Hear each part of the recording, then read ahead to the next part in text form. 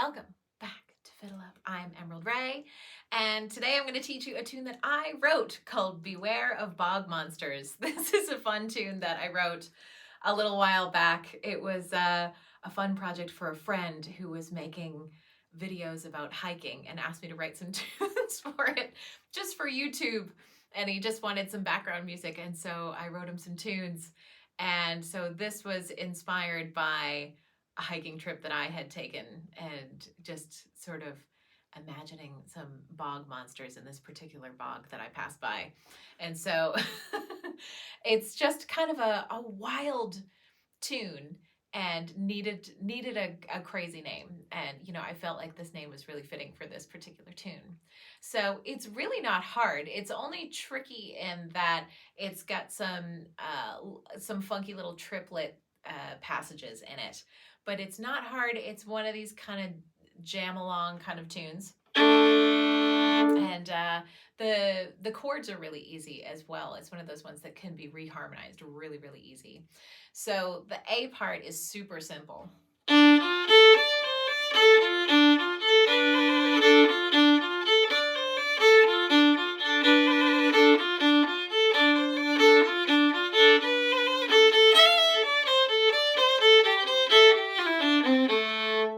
So as you can see, there's the same part 3 times in a row, and that's by design.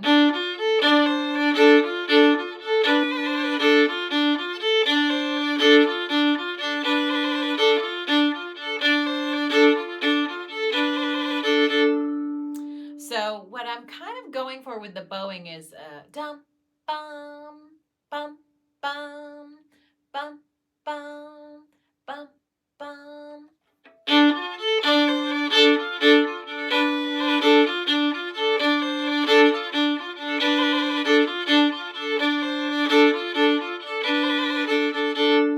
And what I'm doing at the top up there, I'm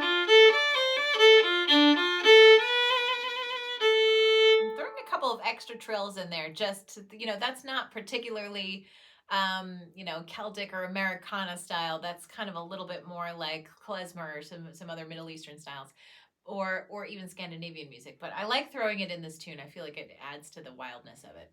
And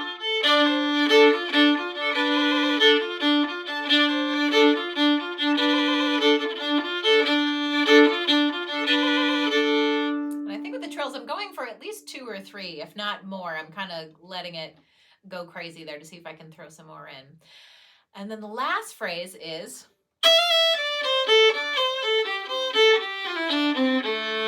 so running the course of the fiddle there.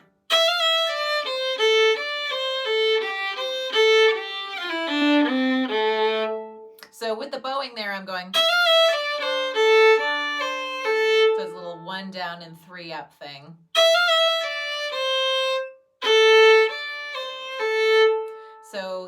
So it's 3 down and 1 up.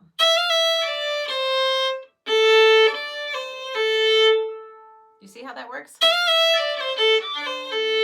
That happens a lot in Irish music, and it really creates this really nice swoop in your bow. So you're going long, short, short, long. So let me do that better.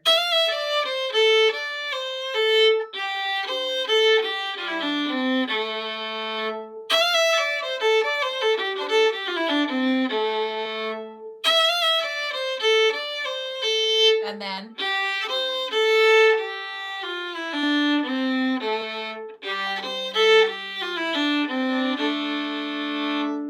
so all together it sounds like this.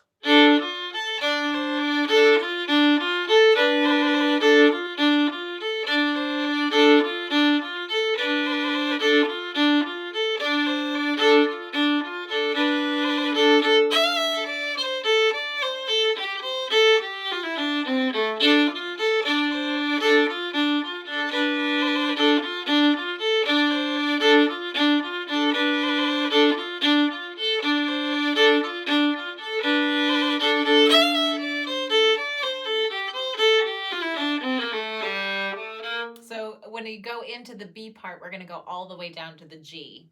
So the first ending is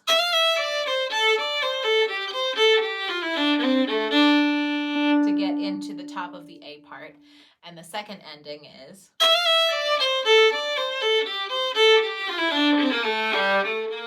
And I like to really slur into that and dig into the G string, get into that grittiness down there.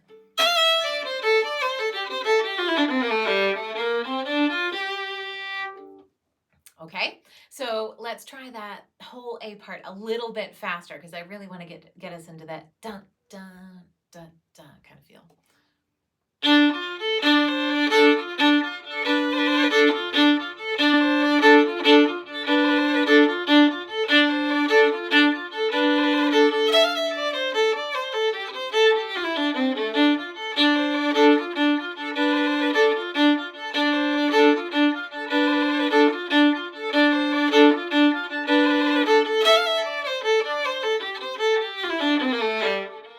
Okay.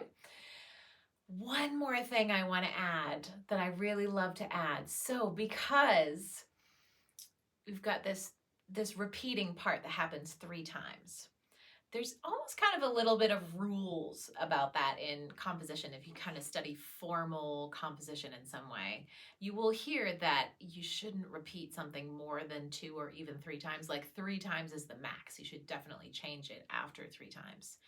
But you should probably change something on the 3rd time. So what I like to do is I'm kind of ringing out on the D drone here.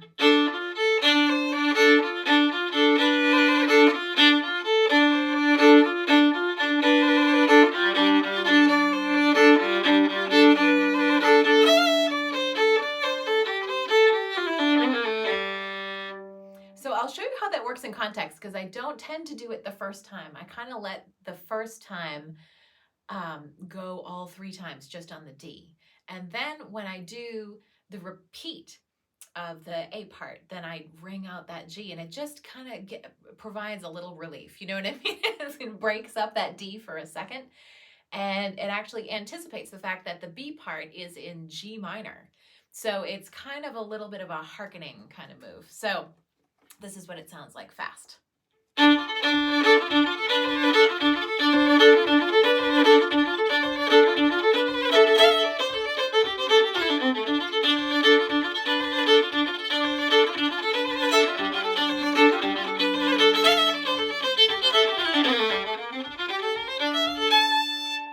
you see how that just like makes it go into the G a little bit easier? It just kind of, it's a little bit of foreshadowing, I guess.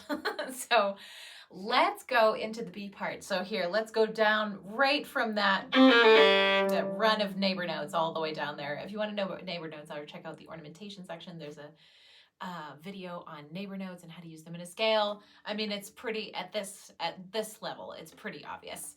But if you're really curious, you can go check that out.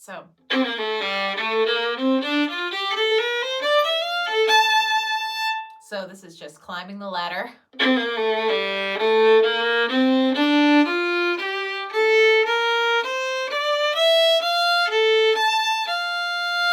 Let's try that one more time.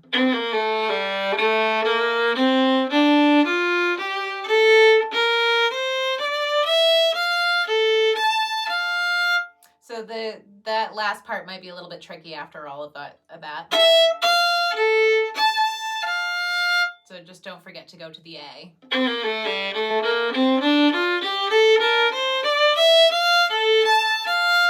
And then we're going back down again.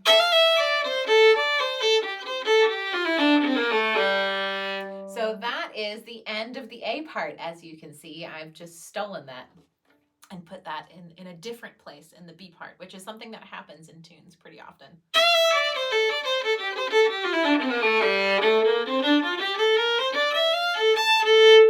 So it's almost very, very similar to the first phrase. Except I have to go all the way up to the A. So, and then I'm going here.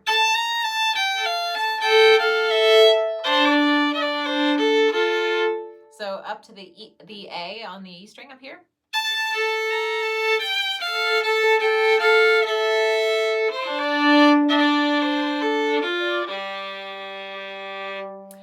Okay, so let let me start that from the top of the B part so you can see what all of this sounds like in context, because it might get lost at this point.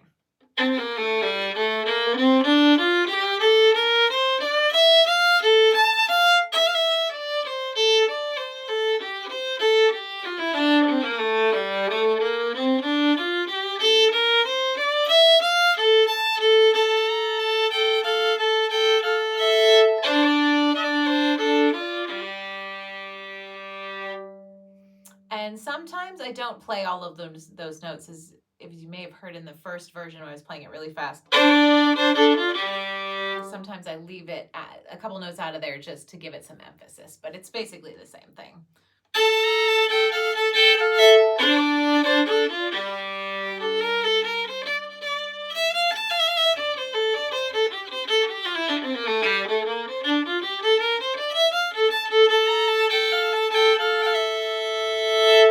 Okay, so the second half of the B part sounds like this.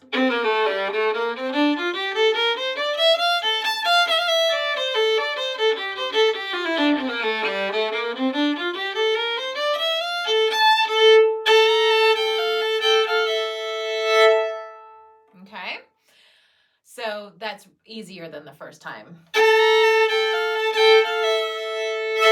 I'm adding a little bit of a pulsing bow there just to give it a kick at the end.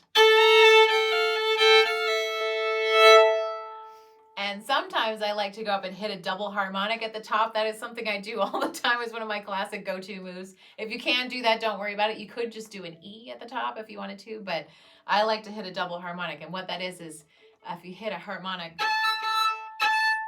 with both strings, so it sounds like this.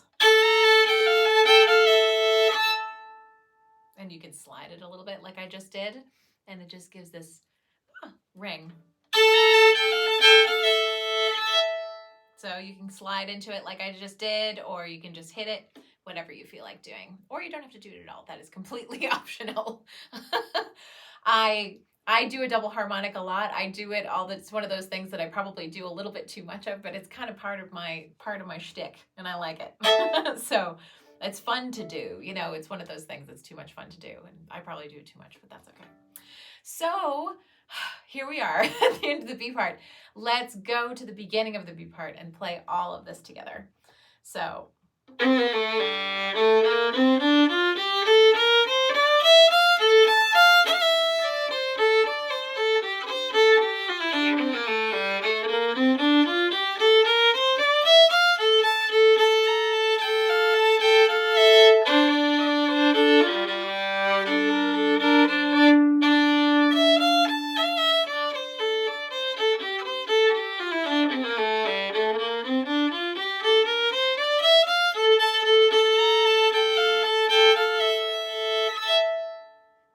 Something like that.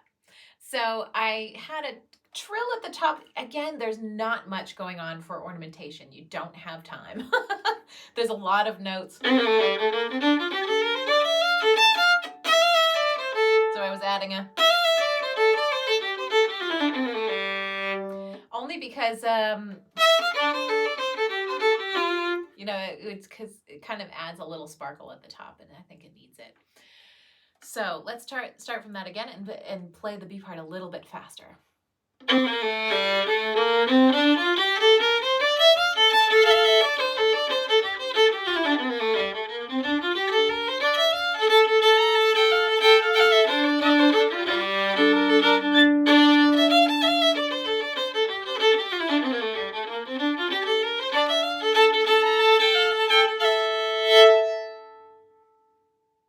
Okay, are we ready for the whole thing? I'm ready. I'm ready to start from the top. So, 1, 2, and here we go.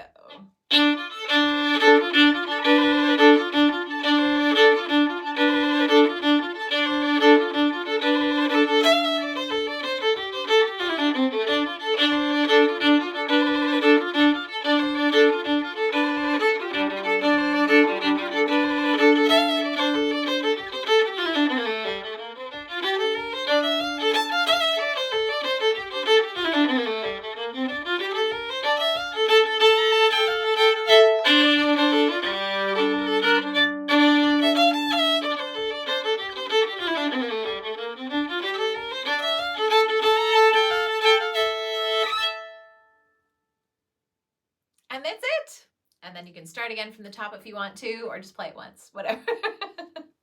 Whatever floats your boat. I hope you like that tune. It's, one that I've been kicking around for a little while, and I hope you enjoy it too. And I will see you next time.